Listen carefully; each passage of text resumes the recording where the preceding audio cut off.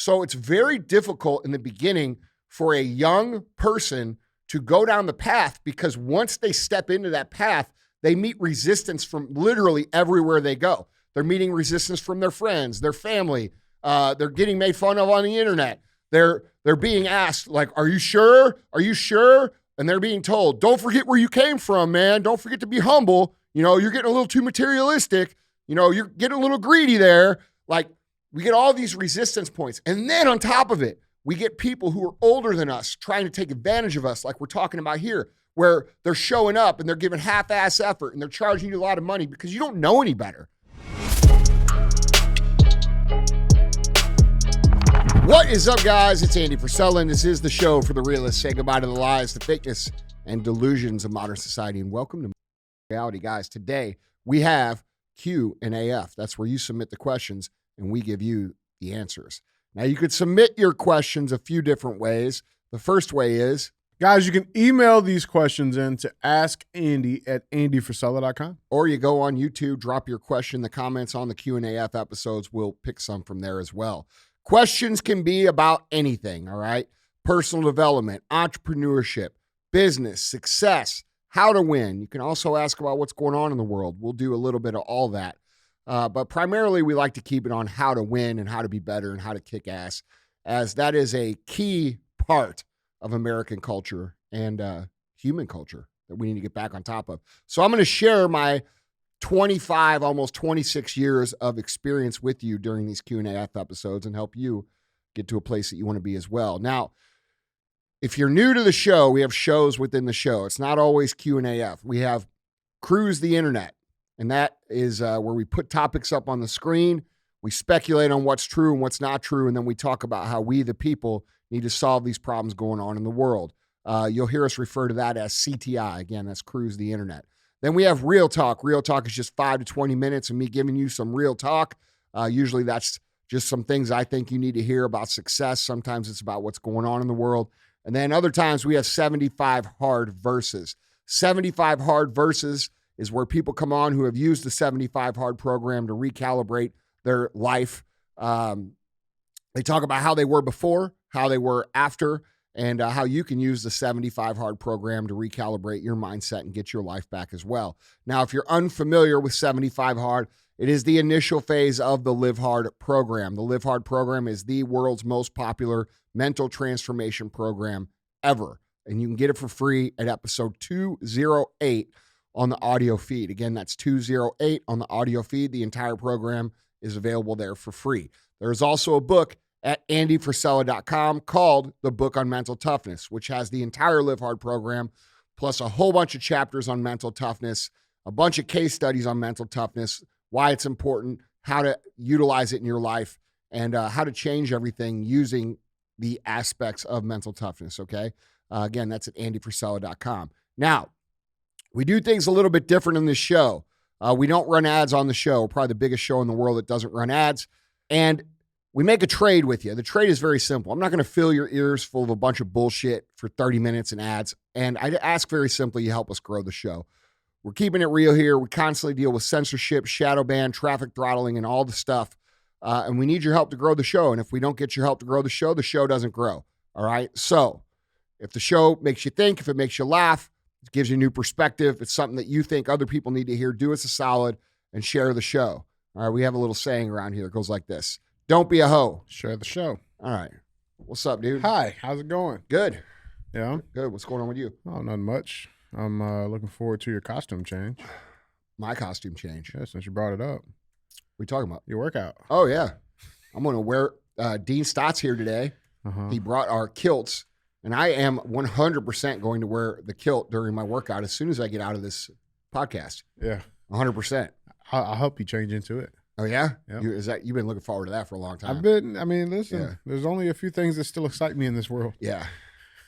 Helping another Wieners are one of grown them. man Yeah. change into a kilt. I was going to say, wieners. Yeah. Yeah, and while I'm at it, guys, you guys are always asking how to support. Very simply, go to your store, ask for one of these First Form energy drinks, buy a couple of them. If they don't have them, tell them they need to have them, and tag us when you go in and get those. You can pick out all the amazing flavors. I like orange. DJ likes grape, right? Yes. I like grape too. So tag us. Don't be a difficult person. Yes, indeed. Anyway. Yeah, man, it's Monday. It is. What's happening? Let's make some people better Let's today. do it. Guys, I got 3 good ones. Shocking. I got 3 good ones for you. Yeah. So let's knock these out, guys. Andy, question number 1. What's up, Andy? What's up? Andy, for a long time, I have been wondering what is going on with the finances inside our business that I helped start. I was starting to wonder if the owner was taking some of the money out that he claimed to not be making because the finances just don't add up. But I think there may be something else going on. This company is still a very small business, done around $2 million in sales, but there is something that isn't adding up. It looks like there is a possibility that several $100,000 has somehow been lost, mistracked, or stolen from us. Have you ever dealt with embezzlement inside your companies? And if so, how would you suggest we handle the situation? Just to be clear, we are still investigating the situation and don't know for sure that it is theft yet. But if it is the case, we would want to catch them and hold them accountable and get the money back. Wondering if you have any ideas on this as an older guy with more business experience. Yeah, for sure. There's lots of things you can do. One of the main things that you do, they teach in basic accounting class in terms of controls, which is to force people to take vacation so that you can operate their role when they're not there to see what's actually going on. Forcing people to take mandatory breaks away from the company, especially in the finance, the people who handle the finances, is a smart move. Other things that you can do is you can handle and hire outside auditing companies to come in and dig into your company and figure out what's going on. I mean, with $2 million of sales, you're probably running slightly uncomplicated business. And I know that means, to you it's complicated, but what I mean by that is it shouldn't be hard for a trained professional to dig into what you're doing and figure out what's actually going on. And whether, it's coming from the owner or whether it's coming from, an employee or whether it's coming from things like, dude, sometimes, and this happens to lots of companies, companies get used to paying invoices, and companies that are sending the invoices know that they automatically pay them. So what they'll do is they'll slide in extra invoices, assuming that they're going to get paid no matter what. That happens all the time. And it does. Oh yeah. If you do not keep an eye on the detailed financial health of your company, you are a failure of an operator. All right. And I have failed operations because I've done that at times during my career where I haven't known the numbers, or it's grown too fast, or there have been things that have happened. And look, dude, every single one of those times where I took my eye off the ball, something happened where money went from us to someone who shouldn't have had it. Lots of different ways. Sometimes it was an employee. Sometimes it was business. Sometimes it was taxes that weren't paid. There's all these things that have to be managed, and you have to stay on top of them all the time to make sure that the money gets where it's supposed to go. And so there's lots of ways to do this.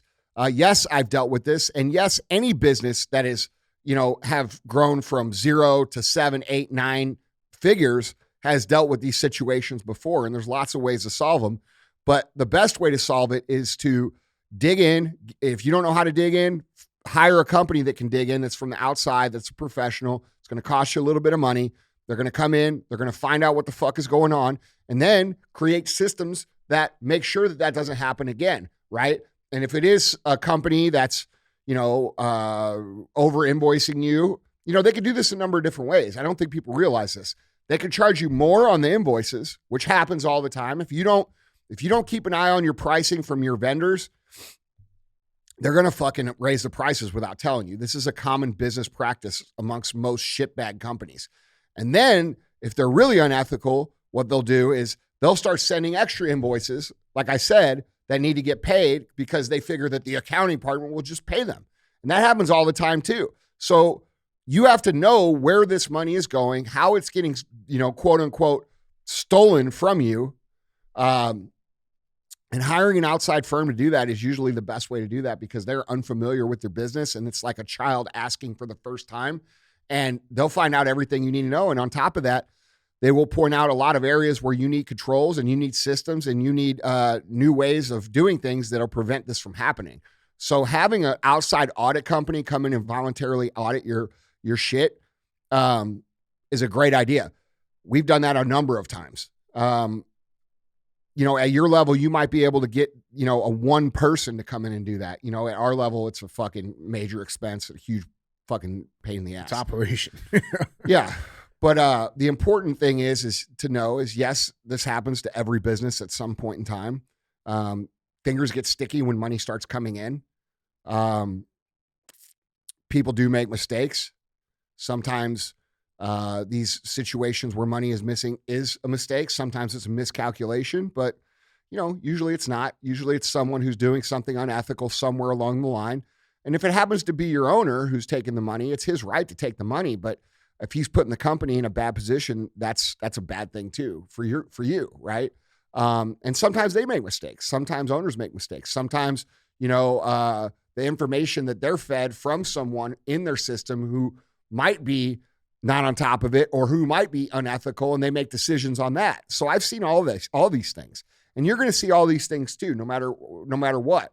You're not really going to be able to prevent it other than doing what I'm saying, which is getting on top of it early, making sure there's no holes in the bucket, creating systems that prevent that money from, magically disappearing and moving forward. And that's going to take the buy-in from your owner, by the way, right? Right.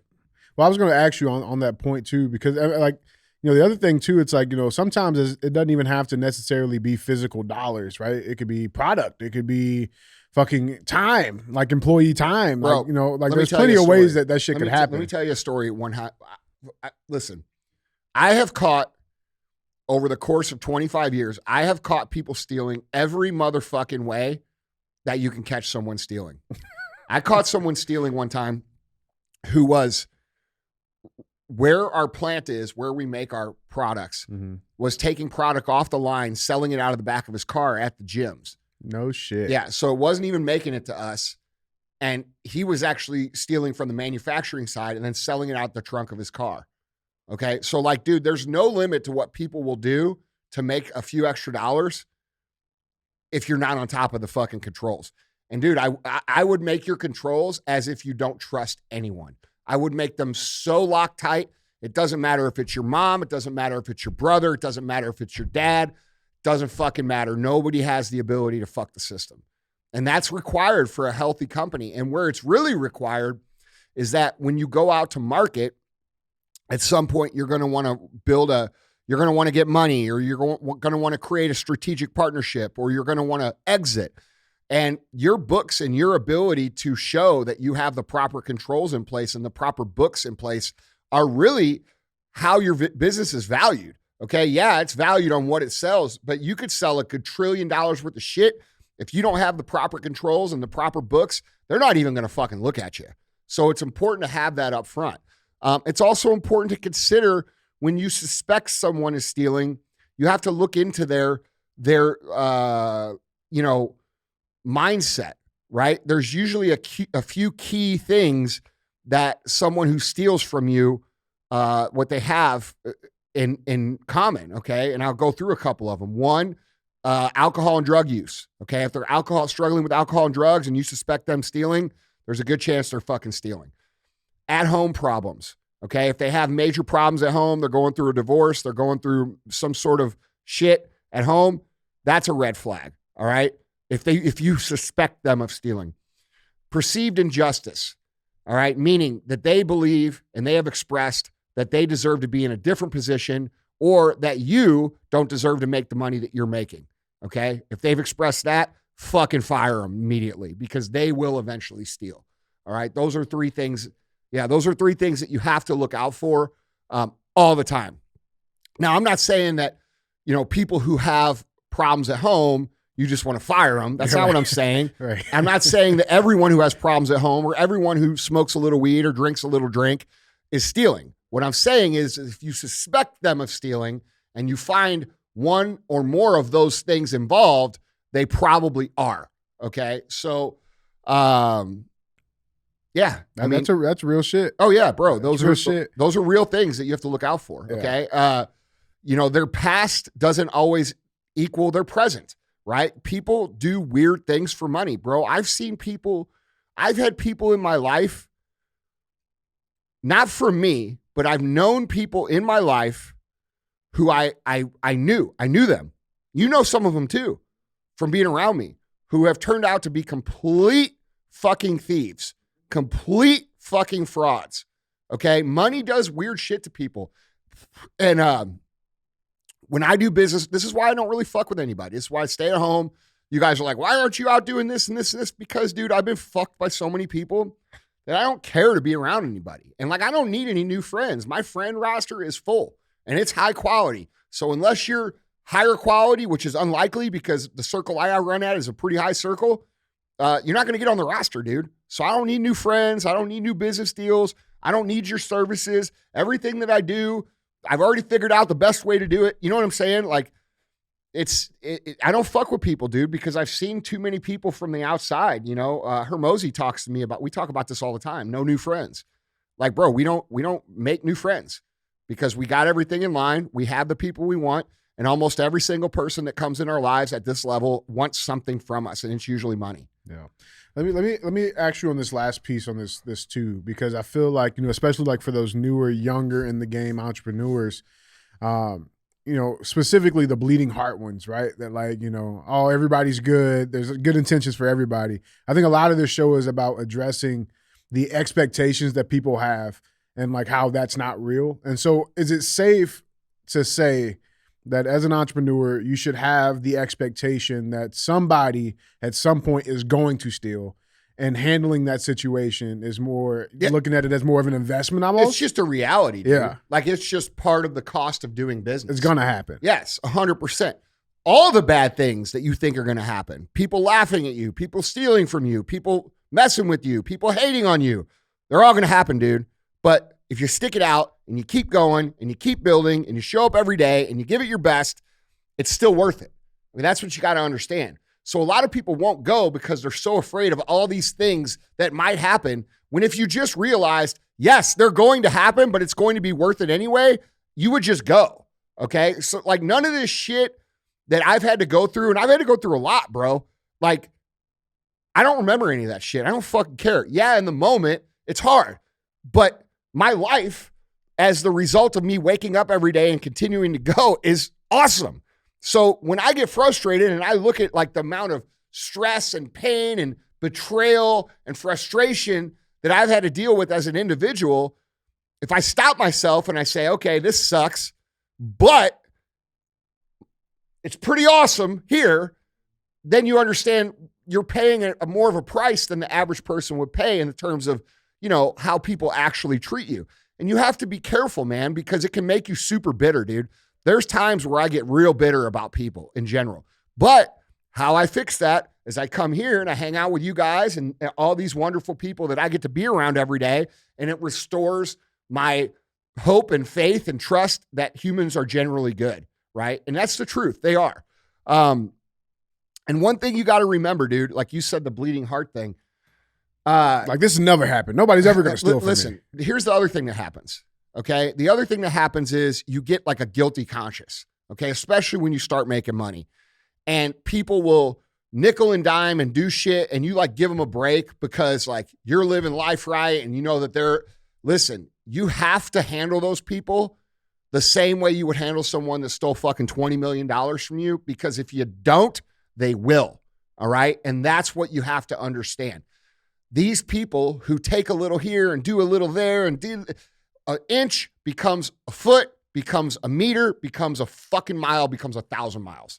And then when you stand up for yourself at 100 miles, they're the victim. Right. You see what I'm saying? Right. So like, dude, you cannot allow your personality. You cannot expect the same thing from other people that you have and give to other people. You're just not going to get it. And if you go around thinking that everybody's your friend and everybody has your best interests in mind, that shit will get you killed.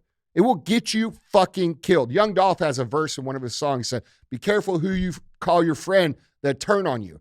That's the fucking truth. That is the truth. Not everybody's your friend. Not everybody's your brother. Not everybody's on the team. And the ones you know that are on the team, they will show you with their actions. And the ones that you know aren't on the team will also show you with their actions. You cannot give grace to people who do unethical things like stealing. That is a character flaw that will follow them from here to there to there. No one who steals goes through life and stops stealing. It doesn't happen. Okay? That is one character flaw that you cannot fucking overlook. If they steal a fucking dollar, fucking get rid of them. If they steal a quarter, get rid of them. It's a fucking fundamental character flaw that you cannot correct. I will fucking love it, man. That's some real shit, man. Yeah. I love it. Guys, Andy, question number 2. My question is, how do you deal with people who tell you they will do something and ultimately don't? I hired a sales rep about 8 months ago for my brand and have sunk some money into this guy, about $10K, and I've not seen any return on investment. My business coach and I think that he's just gaslighting me and promising orders down the line, but in this industry, men's apparel, I would have expected something by now. It almost feels intentional that he hasn't done anything yet. It seems like there's too many old assholes in the business world, and they're taking advantage of a 28-year-old guy, me, trying to get his honest business off the ground. It feels demoralizing. How have you handled sales reps or people in general telling you they'll do something, but they don't follow through on it? How do you handle that? I get rid of them.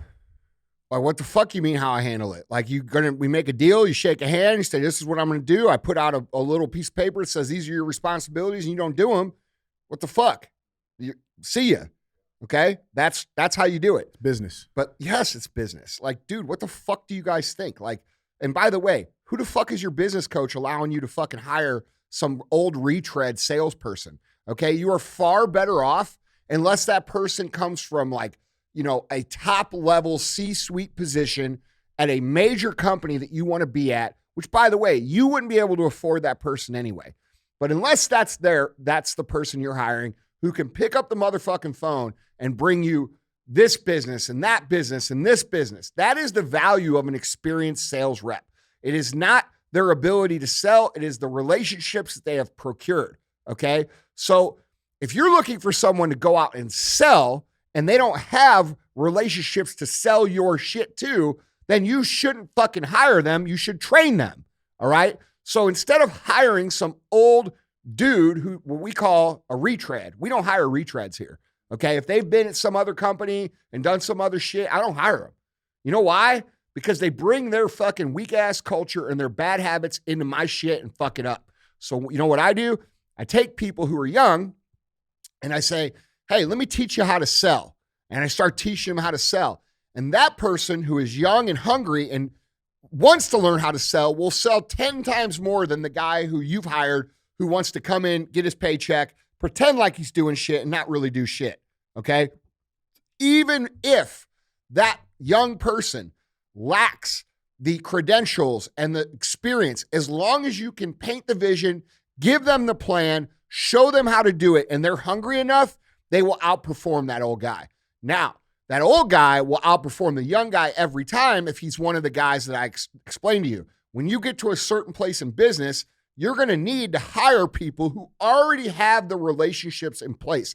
That's what you're paying for. That's why those people cost so much money. It's not because they can sell so much shit. It's because they can pick up a phone and call their friend who they've been in their wedding and say, hey, pick this shit up or sell this shit or buy this. And they will. Okay. So that's what you're paying for at that level. That's why those guys cost a lot of money. You're not in that position yet. And I can tell by you paying that guy $10,000 because those motherfuckers make a lot more than that. All right. So what you've done is you've hired a retread, lazy salesperson who thinks you're some young fucking punk kid. That's why you feel the way that you feel, because your feeling's right, by the way. That intuition, that offensiveness, that bitterness that you're feeling, that's justified because that's what he's doing. You've hired this old guy who's not hungry, who doesn't give two fucks about your company, who doesn't care about growing. He cares about getting a check in between, okay? When you should have been training a young guy, taking that money and investing in them and letting them go out and be hungry and procure your new business, okay? That's how you should be looking at it. There are very few retread salespeople that are great. There's very few, okay? when you hire someone from the outside who claims to have this skill and this skill and this skill and this skill, you better make sure they have those skills, because there's a likelihood that they're lying, and there's a likelihood that they're exaggerating, and there's a likelihood that they are going to bring bad habits and bad culture. Because here's the other thing to consider. You're bringing in this sales professional in front of the rest of your staff, okay? Now, if I go hire a sales professional who's 40 years old and the rest of the staff is 25, and it's been guys, guess what? We just hired this awesome sales guy. He's coming in. His name is Steve. He's 40. He's done this and this and this and this and this. That guy, you've already built that guy up to your younger people, okay? So now you bring this guy in and he fucking coasts. What does that tell the rest of your people? You see what I'm saying? So it becomes a big culture disruptor and demoralizer to everybody else, and makes your job ultimately harder. By the way, your business coach should know this. And if your business coach doesn't know this, you should fucking fire him and join Arete Syndicate, because this is the shit we talk about, okay? So just keeping it real. None of these motherfuckers out here that are business coaches could tell you any of the shit that I'm telling you, because they haven't done it. Yeah, they might be able to hypothetically draw some sort of shit on a screen and it might make sense to you. But the reality is, unless they've done it for 25 years and built multiple fucking 7, 8, 9-figure companies that are worth 10 figures, I wouldn't fucking hire that motherfucker, because there's people that are teaching business. Okay? And your business coach should know better. If your business coach isn't already telling you what I just told you, you should fucking get rid of him. Yeah. I don't care who the it is. To that point, you said, yeah, it probably makes sense to you, but like, you don't know anything. Everything makes sense to you. That's right. So that makes sense. That's what I'm saying. That is the whole thing. Yeah, we have this culture of business coaches who don't know business, who don't have experience, who don't really know shit, making courses, making this, and that's how they make their money. I didn't make my money that way. I made my money doing real business, okay? And I've been doing it for almost 26 years. Now, I know I look like a young, hunky motherfucker, but here's the reality. And that's not honky either. All right. Hunky and honky. Honky both. All right. Yeah. Hunky honky. Chonky. That's right. So I'm a honky honky. All right. But here's the deal. Okay. If you there is a huge, massive fucking divide between hypothetically talking about things and actually having experience. That last question, not a single one of these motherfuckers could answer it, because they haven't built a real business. Okay, so stop paying people who haven't done what it is you want to do to teach you how to do what it is you want to do. It's really fucking simple. I'm not going to hire a fucking skateboard coach to teach me how to play football. Okay, I'm not going to do that. I'm not going to hire someone to cut my hair who's never cut fucking hair. And instead, they build chopstick houses. Like, what the f are you guys doing? Like, the fact that some people are so stupid to pay these people who have never done what it is they want to do means that you're probably not smart enough to make it in business anyway, okay? Because that should be common sense.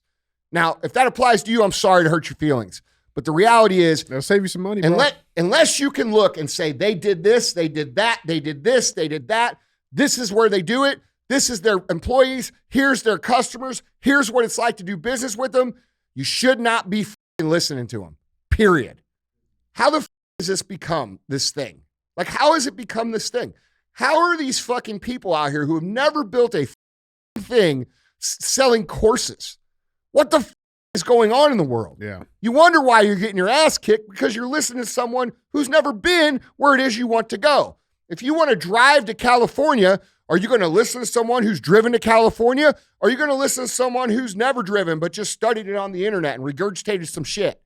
You see what I'm saying? Like, bro, it's common sense to me, because I've done it. I've done it.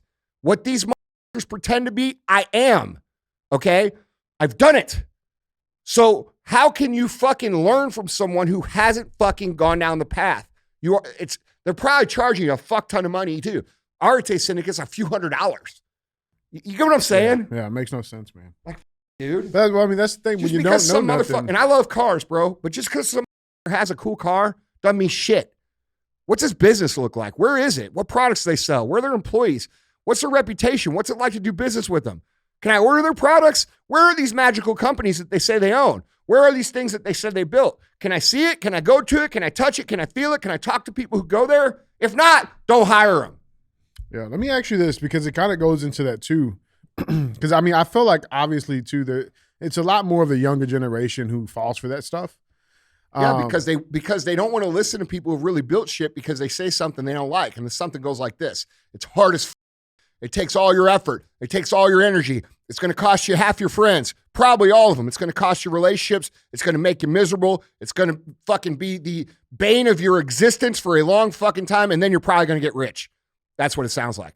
And it's going to take a long time. They don't like that message. And no one can sell that message. But the faster that people accept that message, bro, the faster they get where they want to go. And that's just the truth. And most people spend all their fucking lives going to gimmick, to gimmick, to gimmick, to gimmick, to gimmick, get rich gimmick, get rich gimmick, get rich gimmick. And then when they're fucking 35, they figure out, oh, that guy Andy, he wasn't lying. You know, like. And then you wasted fucking just 15 accept years. the path. Do you fuckers really think that everybody out here who's made some money made it quick or easy or fast? If you think that, bro, you're playing the wrong game. It's a lifetime commitment, dude. I want to ask you this because, just for reference, so the younger entrepreneurs understand this too, man. When you started in your journey in the early years, bro, you were 19 starting off. Yeah. How much faith did you put in other people? Just on the face of everything. You know what I'm saying? New business, like vendors come to you, new business relationships. Like how much faith did you put in them versus the amount of faith that you just put in the work yourself? Well, in the beginning, I put a lot more faith in other people because I believe, just like these young kids believe, like I just said, that other people that were older than me had the answer. But what I figured out is that these older people didn't have the answer. Not only did not have the answer, they were willing to prey on me to get a few extra dollars because I was stupid. And that's what's happening to a lot of the people that I'm referring to in this business coaching space. Okay, y'all are fucking learning from the wrong people. You're learning this is why I quit fucking college. This is why I quit college, because I was smart enough to recognize that my business major in college was entrepreneurship and finance. I owned a business when I was in college. I owned our first store. I started when I was 19. So I'm going to business school as I'm running a business. And I remember the day I fucking quit. I'll tell you exactly what happened. I'm in the class. I'm in business class, which was rare because I never went to class. But this day confirmed to me why I didn't go to class. This professor was up in front and we were in a business law class or something. I forgot what we were in a marketing class. And this guy starts talking about, some shit that I had just went through in business. I can't remember, dude. It was 26 years ago. But he said something and I raised my hand and I said, but what about this and this and this? And these are things that I had just experienced. You just went through this. Yes, in my business. Yeah. And he said, well, that's blah, blah, blah. And he basically said, well, that's bullshit. And then I asked, I said, well, how many businesses have you owned? And he said, well, I'm a professor. I'm not an actual business owner. So then when we got out of class, I fucking followed him, okay? Because this is how fucking petty I am. I followed him to the fucking parking garage because I want to see what the fuck he drove. Because I'm a car guy, right? And I do judge people by what they fucking drive, okay? Most people do, by the way, just so you know. You can say whatever you want. It's basic transportation, blah, blah, blah. You pull up in a bad, people look at you different. That's just reality. People treat you different. Okay? You pull up in nice clothes, they treat you different. It's reality. You get there in shape and you're jacked up, you fucking look good, they treat you different. All you to say all this shit like, oh, it doesn't matter. It's all that matters is in your inside. That's not true. Just not. Now, they might charge you more. Look, bro. That's a different story. I'm just telling you, dude, like your perception, the way you present yourself matters a lot. Okay? And so I followed him to the car garage, bro, and he drove away in this like dirty rust bucket piece of shit. And I fucking never went back to school. I quit. I never went back, ever. And then that's what made you put the more faith in yourself, and I'll just figure out the fucking lessons and learn them on my own. Because I realized that all these people that were teaching me shit didn't know shit. So I'm like, all right, I'm going to go learn from people that know. And from that point forward, I read books of people like Dave Thomas, people like Sam Walton, People who had done real shit. Now, remember, at that time, we didn't have the internet. There was no people out here putting out courses on how to run a business. It wasn't happening, okay? But the people that ran businesses were doing books, and the reason their books sold is because everybody knew what businesses they ran. Now we have this situation where none of these have done shit. Remember, their books wouldn't sell unless people knew who they were from the businesses that they ran. But now it's not that way. Now it's everybody can make a course. Everybody can charge for a course. But nobody has the proof of rolling out their dick and saying, this is what I built. None of them. Okay? So I don't, like, if you can't understand that most of these people are taking advantage of your misunderstanding of what the game is about, meaning you don't want to hear that it's going to be hard.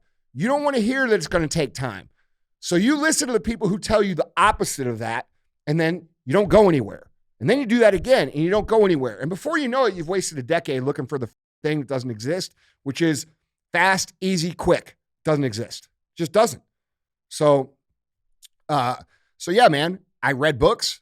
I talked to people who own businesses. I got on airplanes and went and met with people who own bigger businesses than mine that were in the same space. I did everything I could to learn from people who were actually doing. And that's where I learned a lot of what I do. And then the rest of it is through trial and error. You know, like I say, dude, you can know nothing and still succeed in business as long as you're gritty enough to not quit, and as long as you're intelligent enough to learn the lesson when you make the mistake. If you can learn a lesson when you make the mistake and not make the mistake twice, and you're gritty enough to not quit, you have what it takes to succeed, but it's going to take time, and it's going to be hard, and you're not going to live the same life as all of your friends and all of your family, and they're not going to understand it, and they're going to criticize you, and they're going to laugh at you, and they're going to make jokes about it, because that's not the path that they are on. They're going to talk to you about things like balance. Balance is different for entrepreneurs than it is for everybody else, okay? So it's very difficult in the beginning for a young person to go down the path, because once they step into that path, they meet resistance from literally everywhere they go. They're meeting resistance from their friends, their family. They're getting made fun of on the internet. They're being asked, like, are you sure? Are you sure? And they're being told, don't forget where you came from, man. Don't forget to be humble. You know, you're getting a little too materialistic. You know, you're getting a little greedy there. Like, we get all these resistance points. And then on top of it, we get people who are older than us trying to take advantage of us, like we're talking about here, where they're showing up and they're giving half-ass effort and they're charging you a lot of money because you don't know any better, all right? So entrepreneurship is an extremely difficult path to take in life. It is, I believe, it's the hardest path of any profession that exists. And the statistics show that, all right? You have to build yourself into someone who can tolerate it, or it's not going to be for you. And we have a big problem on the internet right now of a lot of people marketing entrepreneurship as if it's like some fucking easy, free, worry-free existence where you just, you know, fucking get money show up in your mailbox. You know what I mean? It's not what happens, dude. It's not the reality. It is. You have to be tough. You have to be gritty. And if you're not, you got to build it. And you got to be smart on who you take your information from. I love it, man. I love it. Guys, Andy, let's get to our third and final question. Question number 3. Hey, Andy, I'm a huge fan of the show. I've been with my company for 3.5 years, and I have worked my ass off to double my salary and gain 2 promotions. This last promotion I received put me at the same level as my mentor and made me the youngest person in the level or role ever. I expected to be congratulated by my said mentor, who is twice my age, for all my hard work, although I expected that it was not what I actually received. My mentor did not congratulate me at all. Instead, he told me I would fail at my new position for failure to produce results, even though I have done his job for him over a year and gotten him great notice for my efforts and never asked him for a single thing in return. I was then told that it was my ship now and not to fuck it up or I would be out the door. Now, the office seems very tense and unwelcoming. I am unsure how to handle this mentally because he has taught me so much. I just need to know if accepting this promotion was the right move. I'm having a lot of internal struggles with this. Please lend me some advice. Would you rather be broke? Would you rather be poor? Would you rather go backwards in pay? because you make this fucking guy feel weird? Welcome to the big fucking leagues, bro. When you're competing, people don't like you. They'll like you up until you're doing as good as them, and then they don't like you anymore. That's the reality of life, all right? Your neighbor, your dad, your fucking cousin, your friends, your mentor, everyone. Everyone treats you different when you're on the up. When you pass them up, all the bets are off, bro. Okay, so what you are realizing is called reality. And reality is this. People will help you, and they will, when you're the underdog, they will help you. They will root for you. They will clap for you. When you're on top, they automatically go to hate you. Okay, that's why there's the saying, you either die a hero or you live long enough to become the villain.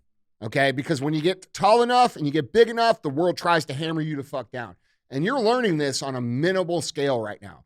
You have a person that you care about, who you probably love a lot, who you're probably very grateful for, who's taught you all this shit. And now you're getting a different treatment because now you're a threat to them. All right. My advice to you is to not give a fuck.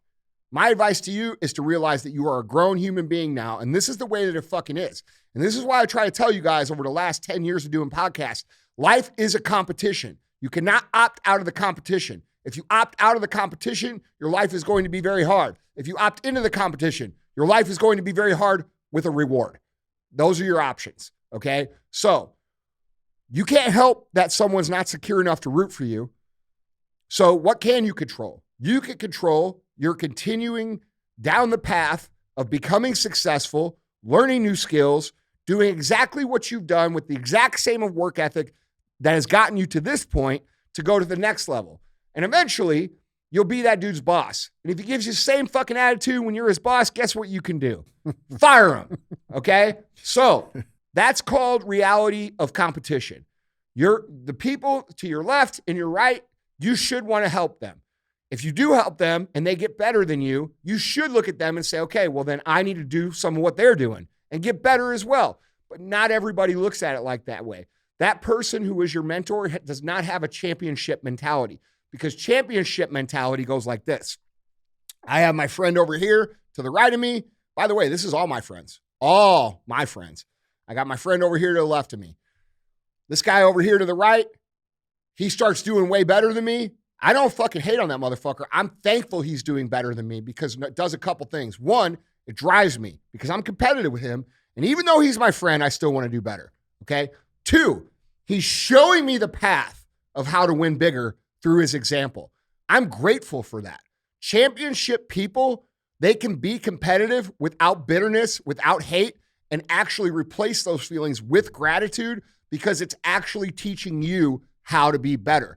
There's a lot of truth to the saying, rising tide raises all ships. Most people just can't handle it because their ego's too big when they're not the number one ship, okay? So you have to fucking be able to be friends with people who you are grateful for when they win because it teaches you something, and it also grateful for because it drives you to do better. That person does not have that quality, and because they do not have that quality, they will never operate at the highest level. Every single person I know that operates on a very high level, and I'm talking 9 figures and above, okay? I'm talking who the fuck you want to be, all right? These people do not hate on their friends for doing better than them. They're excited when their friends do better than them. They surround themselves with people who do better than them for the reasons that I just mentioned. It motivates them. It drives them. They want to win more, but also they can learn from watching them win bigger. And that is when you know you have an amazing friend circle. And by the way, every single fucking champion that I've ever met, and I've met a lot, I've interviewed a lot, I've been around a lot. My friends, if I showed you my Rolodex on my cell phone, you'd be like, holy fuck. Everybody's like that. And everybody below is like how you're describing. They get threatened.